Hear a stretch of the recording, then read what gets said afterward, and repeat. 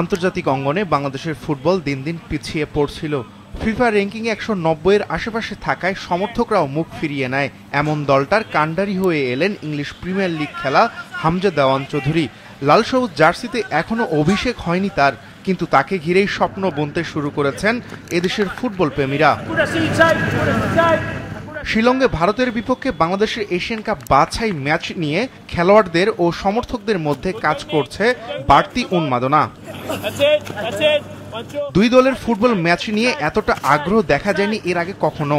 মূলত হামজা আসার কারণে ম্যাচের উত্তাপ ছড়িয়ে পড়েছে দুই দেশের শিবিরে। সব মশার বিরুদ্ধে সুরক্ষা দিতে এলো বসুন্ধরা এক্সট্রিম অ্যারোসল, মশার বিরুদ্ধে এক্সট্রিম সুরক্ষা। ভারতের হয়ে অবসর ভেঙে ফিরেছেন সুনীল ছেত্রী, যিনি কিনা আন্তর্জাতিক ফুটবলের ইতিহাসে সর্বাধিক গোলদাতার তালিকায় আছেন 4 নম্বরে। বাংলাদেশ বরাবরই প্রিয় প্রতিপক্ষ সুনীল ছেত্রীর। ক্যারিয়ারে 6টি গোল করেছেন লাল সবুজ দলের বিপক্ষে। তবে ডিফেন্সিভ মিডফিল্ডার হামজা চৌধুরী তাকে আটকে দেবেন এমনটাই আশা করছেন এদেশের ফুটবল সমর্থকরা।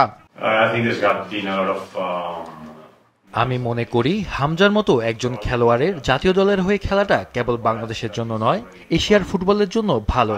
আমি যেটা অনুভব করতে পারছি, তার সতীর্থরা আলাদা অনুপ্রেরণা পাবে। মাঠের খেলায় হামজা প্রভাব ফেলবে। আমরা খুবই আত্মবিশ্বাসী এবং অতীতের চেয়ে এবার বেশি শক্তিশালী।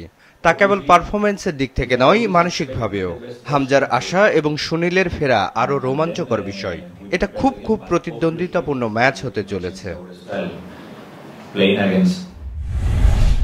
ফুটবল ভিত্তিক নির্ভরযোগ্য ওয়েবসাইট 11 ভার্সেস 11 এর তথ্য মতে ভারত ও বাংলাদেশ এখন পর্যন্ত মুখোমুখি হয়েছে 31 বার, যার মধ্যে ভারতের 16 জয়ের বিপরীতে বাংলাদেশের জয় মাত্র 2টি।